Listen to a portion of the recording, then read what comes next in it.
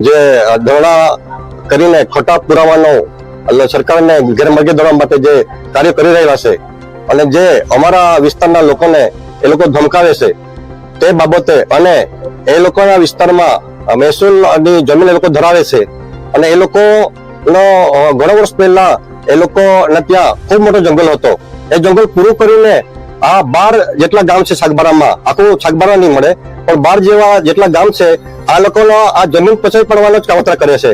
જંગલ જમીનના મુદ્દે અત્યારે લગભગ 1100 થી 1200 જેટલી જનમેદનીમાં એકત્ર થઈને આવેદન પત્ર આપવા માટે અહીં આવ્યા હતા જંગલ જમીનના બાબતે.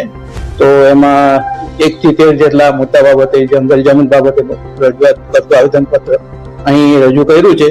એ અમે આજે અહીં સ્વીકાર્યું છે અને અમે જે સંબંધિત ઉપલી કચેરીઓ છે એમને અમે રવાના કરીશું. સરકાર શ્રીની પાસે માંગણી છે કે અમારા ઉમરપાડાના ખાસ કરીને નવી વસાહતના લોકો છે એ લોકોની પાસે ઓછી જમીન છે અને અમારા લોકોને સનદ મળવી જોઈએ.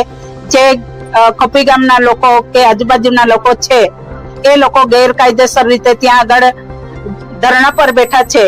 કેમ કે એ લોકો ધરણા પર બેઠા છે એનો મતલબ એ નથી કે એ લોકોને જમીન મળવી જોઈએ. ખરેખર વાસ્તવિક હકદાર અમે અમારા ઉમરપાડા તાલુકાના લોકો છે.